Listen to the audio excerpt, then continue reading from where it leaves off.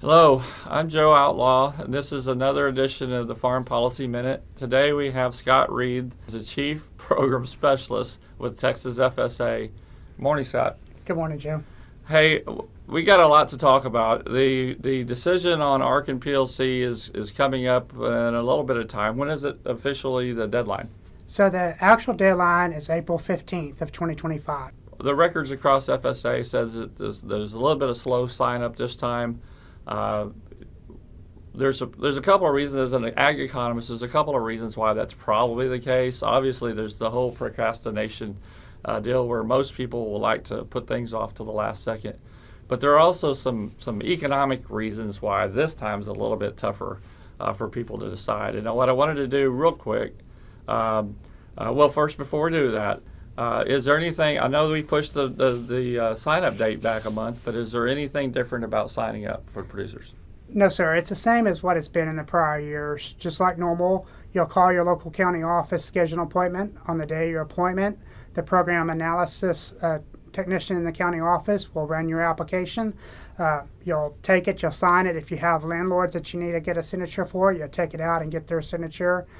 Return the application to the county office by the April 15th deadline. So since there's many steps, we strongly encourage producers not to wait till April 15th to make contact with us. Start the process sooner. And like I said, there are a number of people that need to get this scheduled and get on the books and get this decision made. We all realize it's a little bit tougher this time. Why? Because there is a choice. There's a lot of years where it's very clear the price loss coverage, which is the price protection, might be really advantaged over ARC, agricultural risk coverage, which is a revenue-based price protection, both prices and yields.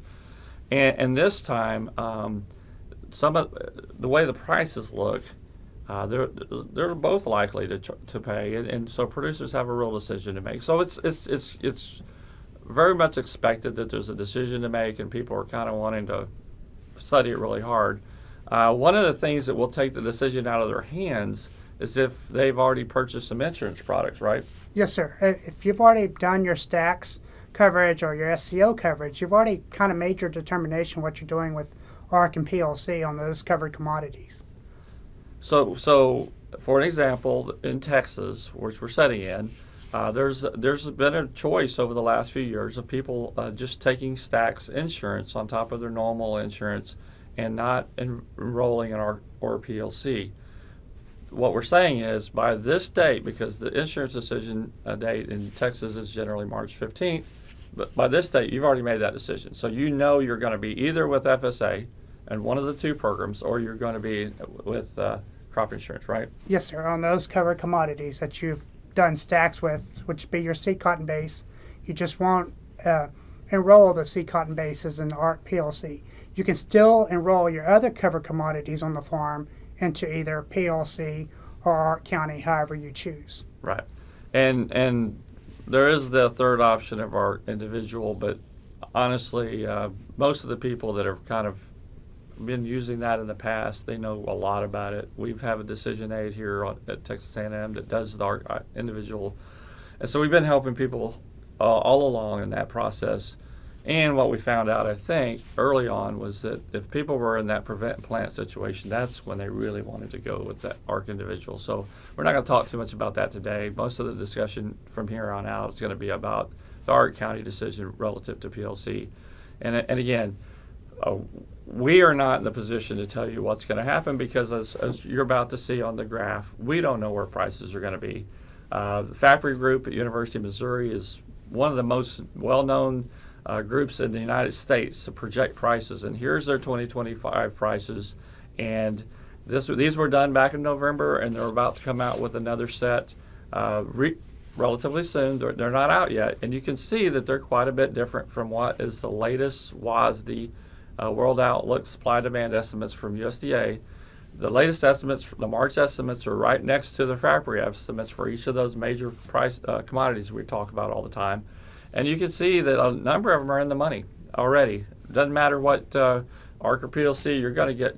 We're expecting you to get a payment if these come true. The problem is that nobody can tell you as we sat here today, before many of you plant those crops, how much is actually going to be planted, how much is actually going to be harvested, what's going to go on international trade and tariffs, which is another story. And so we're doing our best to try to explain to folks that their choices, all along not knowing what the prices are going to be at the end. If we knew the prices at the end, this would be easy. We could calculate it for you and tell you what to do. But that's not the case. So what you have to do, in my opinion, is you need to find a university's website. We have one. We'll have it'll be on the screen in a second, and you can go and use our decision aid and put in a range of prices or several prices, one after the other. That's why we did it in a spreadsheet, so that you can do what ifs. If we just wanted you to do it one time, we'd do it on a piece of paper and send it to you and say calculate it once. But we don't know what that price is going to be, so we want people to do it. If one of them is better on every price you put in, then you should feel pretty comfortable that you're making the right decision for you. And so the prices are relatively low right now, which means that the safety net matters. And that's why this is such a big decision for folks. There's also a couple of graphs that I wanted to go through.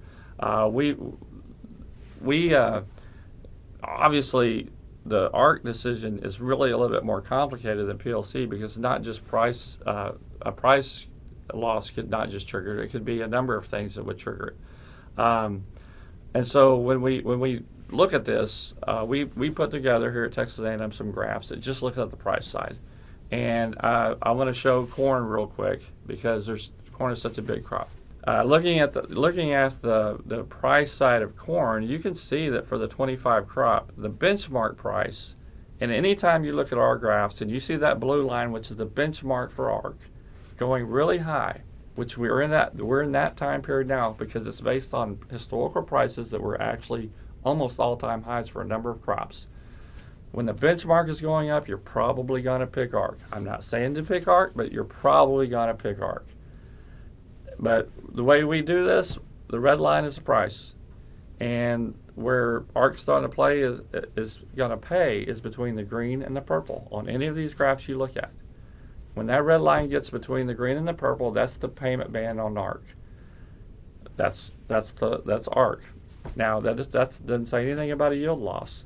Some areas of the country have very little yield variability, so they don't really ever think about a yield loss.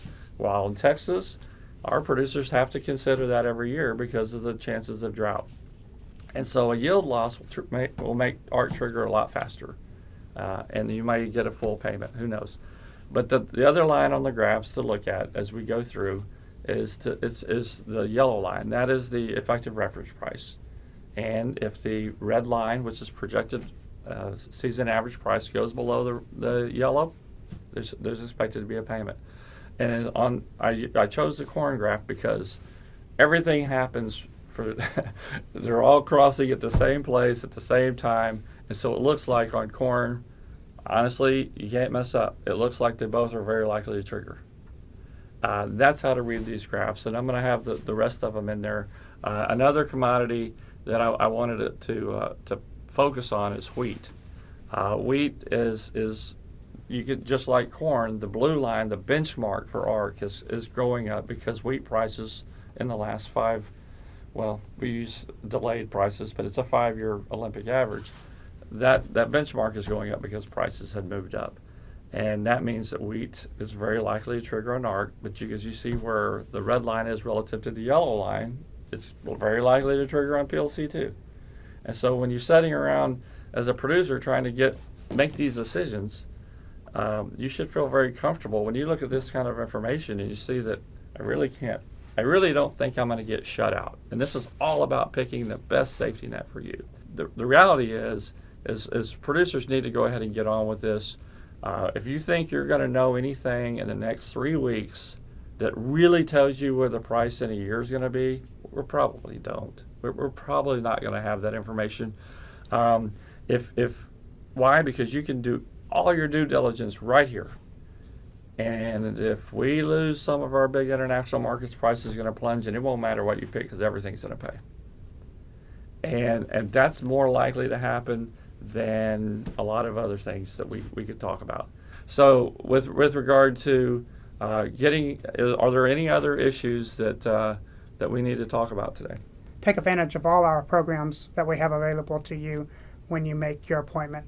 Just don't come in and sign up for ART PLC. Maybe also look at maybe the ECAP program, the Emergency Commodity Assistance Program that we just announced yesterday. Take advantage of that program as well while you're in the office with your appointment.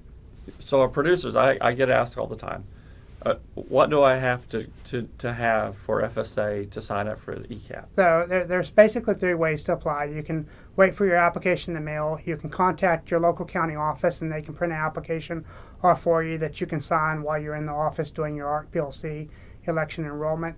Or you can go online and with the level 2 eAuth access be able to do your own application online. It's a very simple application. ECAP is based on your reported acres on your 578 from 2024. We're taking those acres times a given price for each commodity that's been set, times your share that you have of that crop, times 85%, and that is your payment for each one of the covered commodities for the ECAP program. So it's very simple. It's very simple. What you advise them is once they go in, there's a lot of excitement about getting this emergency ECAP assistance. What you're saying is when you're in there, if you're going to go in there and take the time to go and not wait on the mail, but go ahead and go in and sign up in person, you may as well take care of ARC and PLC at the same time. Yes, sir. ARC PLC, the ECAP at the same time. I know parts of the state are also experiencing wildfires and other natural disasters. We have our full slate of lost stock programs available to producers. So if you've had those losses, also sign up for those as well. Okay, Scott, before we finish here, I just have one question for you. Does a producer have to sign up for ARC and PLC this year? Yes, a producer needs to make his election enrollment before the April 15th deadline. I realize producers in the field planting and fertilizing and getting ready for this 2025 crop, but it's imperative that producers make their election enrollment and sign their contract before April 15th. And so please do not delay. Contact your office, schedule an appointment, and get your contract election enrollment done and signed by the 15th. But if they do not sign that by the 15th, what is assumed about their enrollment then? So if a producer does not contact us by the 15th to make their election, what happens is it defaults to the prior year election. So let's say, for example, Joe, last year you had PLC on your contract and you don't contact us by the 15th and you want ARC County for this year. Well, if you don't sign that application for ARC County by April 15th, it will default to PLC. And if you come in and to sign after April 15th, you're stuck with that PLC election that you had in the prior year, which may not be the election that you're wanting for this year. But regardless, producer has to make their election enrollment by April 15th. Yes, we do have the ability to accept late filed enrollments after the 15th, but you can't change your election. So I have to have your signature on the contract by April 15th for your election for this year. All right. Thank you very much.